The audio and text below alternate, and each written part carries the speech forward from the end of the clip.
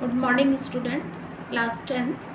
हमने अभी तक ये पढ़ा था कि चित्रा जो है वो दो कलाकार जो चैप्टर हम आप पढ़ा रहे थे उसमें हमने आपको ये बताया था कि चित्रा जो है वो क्या करती है कि अपने घर जाने वाली है और वो गुरुदेव से मिलने के लिए जाती है।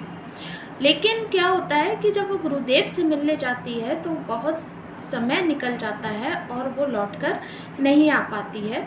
इधर अरुणा परेशान है कि वो अभी तक नहीं आ पाई क्योंकि शाम की 5 बजे की उसकी ट्रेन है घर जाने के लिए। इसलिए वो बहुत ज़्यादा परेशान है कि अभी इतना टाइम हो चुका है और वो लौट कर नहीं आई, कहीं ऐसा ना हो कि उसकी ट्रेन छूट जाए। इसके आगे हम पढ़ते हैं कि जब चित्रा अचानक से एकदम से चित्रा आती है और अरुणा उससे पहले ये सोच रही होती है कि मैं चली जाऊं और जाकर चित्रा को वापस लेकर आऊं। इतने में चित्रा आ जाती है और बड़बड़ाती हुई आकर वो कमरे में अरुणा के पास आकर खड़ी होती है। तो अरुणा से कहती है कि बड़ी देर हो गई मुझे। तो उसने कहा ऐसा क्या हो गया जो तुझे इतनी देर हो गई? तो उसने कहा कि बस कुछ ऐसा हो गया कि मुझे रुकना पड़ा। इसके आगे हम पढ़ेंगे कि आखिर क्या हो गया ऐसा जो रुकना ही पड़ा। सुने तो 2-3 कंठ एक साथ बोले। और यहाँ पर उन्होंने बताया है कि क्या नाम है, जो लड़कियाँ उसकी राह देख रही थी और भी हॉस्टल की लड़कियाँ जो उसको विदाई देने के लिए वहाँ पर खड़ी हुई थी और उसकी राह देख रही थी, वो सारी के सारी एक साथ बोली आखिर क्या हो गया ऐसा जो तुझे रुकना पड़ा। गर्ग स्टोर के सामने पेड़ के नीचे अक्सर एक भिखारिन बैठी रहा करती थी ना, लौटी तो देखा कि वह वहीं मरी पड़ी है। और वो उसने बताया कि गर्ग स्टोर यानी कि एक दुकान है जिसका नाम गर्ग है, कि उस दुकान के सामने एक उसने क्या देखा कि एक दुकान गर्ग स्टोर के सामने पेड़ के नीचे अक्सर एक भिखारिन जो है वो बैठी हुई भीख मांगा करती थी। और उसको उसने क्या देखा चित्रा ने कि आज वो वहाँ पर मरी हुई पड़ी थी और उसके दोनों बच्चे उसके सूखे शरीर से चिपक कर बुरी तरह से रो रहे थे और उसके 2 बच्चे जो थे वो उसके मरे हुए शरीर से चिपके हुए बुरी तरीके से रो रहे थे। जाने जाने क्या था उस सारे दृश्य में कि मैं अपने आप को रोक नहीं सकी, एक रफ सा स्केच बना ही डाला, बस इसी में देर हो गई।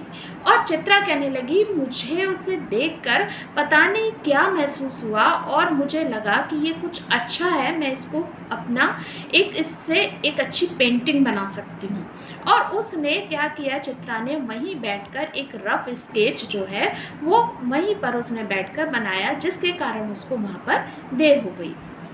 अब यहाँ पर उन्होंने बताया है कि चित्रा जिसके अंदर मानवीय संवेदना बिल्कुल नहीं है, जो कि बिल्कुल भी किसी की भी परेशानी को परेशानी नहीं समझती है और ना ही वो ये सोचती है कि उसके सामने कौन सी ऐसी घटना घट रही है कि जिसके कारण वो जो है हर एक आम आदमी जो है वो उसे देखकर उस पर तरस खा सकता है और उसको ऐसी घटना देखकर आम आदमी जो है उसको देखकर उसकी मदद करने को आ सकता है।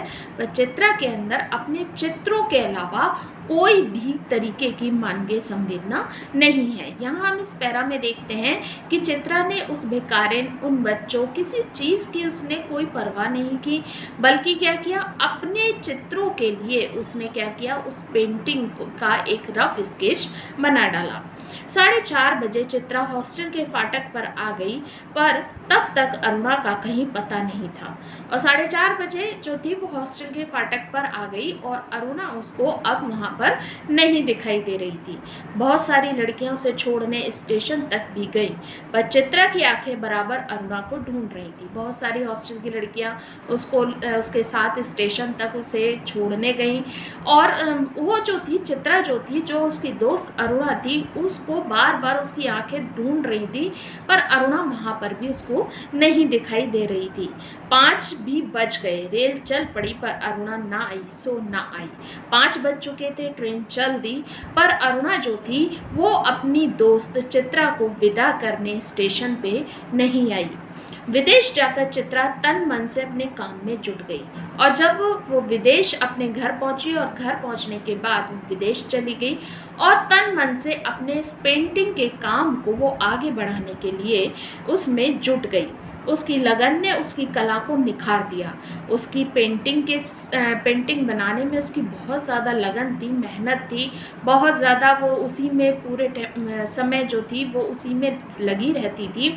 और वो कहते हैं कि उसकी कला और ज़्यादा निखर गई और ज़्यादा वो अच्छी पेंटिंग बनाने लगी। विदेश में उसके चित्रों की धूम मच गई और विदेश में उसने इतनी ख्याति, इतनी प्रसिद्धि प्राप्त कर ली कि लोग उसके चित्रों को बहुत ज़्यादा चाहने लगे।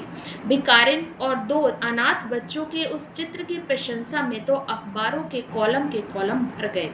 और जो भिखारिन और 2 बच्चों का वो जो स्केच उसने रफ सा स्केच बनाया था, उसकी अब उसने एक अच्छी पेंटिंग बना ली थी। और उस भिखारिन और उसके 2 अनाथ जो बच्चे थे, उसकी प्रशंसा में वहाँ पर विदेश में अखबारों में उसके लिए कॉलम लिखे जाते थे और उसको बहुत ज़्यादा प्रसिद्धि मिल रही थी। शोहरत के ऊंचे कगार पे बैठे चित्रा जैसे अपना पिछला सब कुछ भूल गई थी और शोहरत और प्रसिद्धि जो उसको प्राप्त हो चुकी थी, उसके कारण वो जो थी अपना पिछला सब कुछ भूल चुकी थी। अपनी दोस्त, अपना सब कुछ, हॉस्टल में रहना, पिछली बातें जितनी थी वो सब कुछ वो भूल चुकी थी क्योंकि उसे बहुत प्रसिद्धि मिल गई थी, पैसा बहुत हो गया था उसके पास। पहले वर्ष तो अरुणा से पत्र व्यवहार बड़े नियमित रूप से चला। हम लोग देखते हैं जब हम लोग भी, आप लोग भी अभी स्कूल टाइम में हैं और स्कूल टाइम में एक दूसरे से अपनी दोस्तें जो होती हैं एक दूसरे से बहुत ज़्यादा प्रेम करती हैं। और उसके बाद एक समय ऐसा आता है जब आप 12th करके निकल जाते हो और उसके बाद क्या होता है, कोई किसी क्षेत्र में निकल जाता है, कोई किसी दूसरे स्कूल में पढ़ता है, कोई किसी दूसरे स्कूल में। और क्या होता है, कुछ समय तक तो आप लोग आपस में बातचीत करते हो फ़ोन के ज़रिए, पर जब आपके ऊपर काम का बर्डन बढ़ता जाता है, पढ़ाई का बर्डन बढ़ता जाता है, तो फिर क्या होता है कि हम जो है अपने उस चीज़ में कम समय देते हैं। यानी कि फ़ोन एक दूसरे से करने के लिए हम क्या करते हैं, उसे कम समय दे पाते हैं और अपनी पढ़ाई में ज़्यादा लग जाते हैं। वैसे ही यहाँ हुआ कि चित्रा जो थी अपनी पेंटिंग के चक्कर में ज़्यादा लग गई और पूरे समय वो जो थी वो उसी में लगी रही।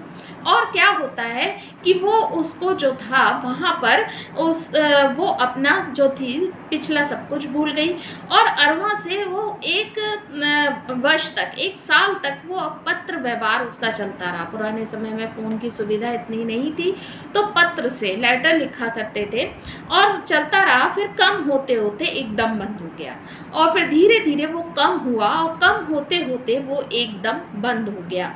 पिछले 1 साल से तो उसे ये भी मालूम नहीं कि वह कहाँ है और पिछले 1 साल से चित्रा को ये भी नहीं पता कि अरुणा कहाँ है। अनेक प्रतियोगिताओं में उसका अनाथ शीर्षक वाला चित्र प्रथम पुरस्कार पा चुका था। अनेक प्रतियोगिताएं हुई, कंपटीशन हुए और उसमें क्या हुआ, उसका जो वो अनाथ शीर्षक वाला जो चित्र था वो उसमें उसको क्या हुआ कि उसको प्रथम पुरस्कार मिल चुका था।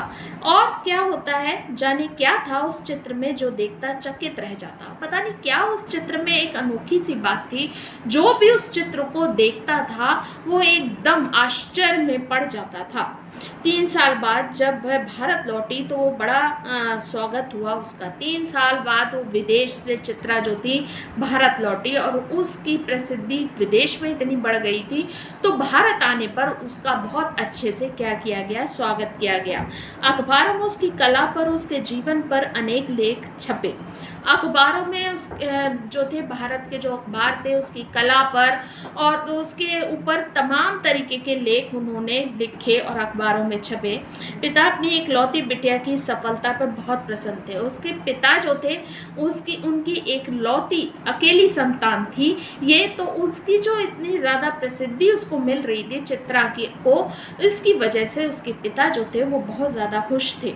दिल्ली में उसके चित्रों की प्रदर्शनी का विराट आयोजन किया गया। उद्घाटन करने के लिए चित्रा को ही बुलाया गया। और क्या होता है कि दिल्ली में उसके जो चित्र थे उसकी एक एग्जीबिशन लगी, यानी कि प्रदर्शनी लगी और क्या होता है कि उसका उद्घाटन करने के लिए, उस एग्जीबिशन का उद्घाटन करने के लिए खुद चित्रा को ही बुलाया गया। उस भीड़ भाड़ में अचानक उसकी भेंट अरुणा से हो गई। और क्या होता है कि वो वहाँ पर जो चित्रों की प्रदर्शनी लगी थी, वहाँ पर लोग उसके चित्र देखने के लिए आ रहे थे, और वहाँ पर क्या होता है, अचानक ही उसकी भेंट, उसकी मुलाकात जो है वो किससे हो जाती है, अपनी दोस्त अरुणा से हो जाती है। रूनी कहकर चित्रा भीड़ की उपस्थिति को भूलकर अरुणा के गले से लिपट गई, और वो अपनी दोस्त अरुणा को चित्रा रूनी कहा करती थी, और उसने ये नहीं देखा कि वहाँ पर इतनी भीड़ है और वो इतनी जो है बहुत बड़ी चित्रकार बन गई है। उसने ऐसा कुछ नहीं सोचा। चित्रा भाग कर गई और जाकर अपनी दोस्त अरुणा के गले से लिपट गई। तुझे कब से चित्र देखने का शौक हो गया रूनी? और अरुणा, जिसकी कभी भी चित्र समझ में नहीं आते थे, आज वो उस चित्रा के चित्रों को देखने के लिए वहाँ पर आई हुई थी। तो चित्रा ने उससे ये कहा, कहने लगी कि तुझे कब से मेरे चित्र समझ में आने लगे? चित्रों को नहीं, चित्रा को देखने आई थी, तू तो एकदम भूल ही गई। उसने कहा, मैं चित्रों को देखने नहीं, चित्रा को देखने आई थी, तू तो मुझे एकदम भूल गई है। अरे ये बच्चे किसके हैं? दो प्यारे से बच्चे अरुणा से सटे खड़े थे। और चित्रा ने उससे पूछा कि अरे ये बच्चे किसके हैं? दो प्यारे से छोटे छोटे बच्चे अरुणा से सटे हुए खड़े थे। लड़के की उम्र 10 साल की होगी तो लड़की की कोई 8 साल की। लड़का 10 साल का था और एक लड़की थी जिसकी उम्र 8 साल की थी। मेरे बच्चे हैं, और किसके? ये तुम्हारी चित्रा मौसी है, नमस्ते करो अपनी मौसी को, अरुणा ने आदेश दिया। अरुणा ने चित्रा से कहा कि ये मेरे बच्चे हैं, और किसके बच्चे हैं? और उसने उससे कहा कि तुम्हारी ये चित्रा मौसी हैं, इनको नमस्ते करो। और उसने अपने बच्चों को आदेश दिया कि बेटा ये तुम्हारी चित्रा मौसी हैं, इनको तुम नमस्ते करो। आज हम इतना ही पढ़ेंगे, और इसके आगे मैं थोड़ा सा और रह रहा है, इसके आगे मैं अगले वीडियो में आपको भेजूंगी कि इसके आगे क्या होता है, और फिर इसके बाद मैं इसके आपको क्वेश्चंस दूंगी।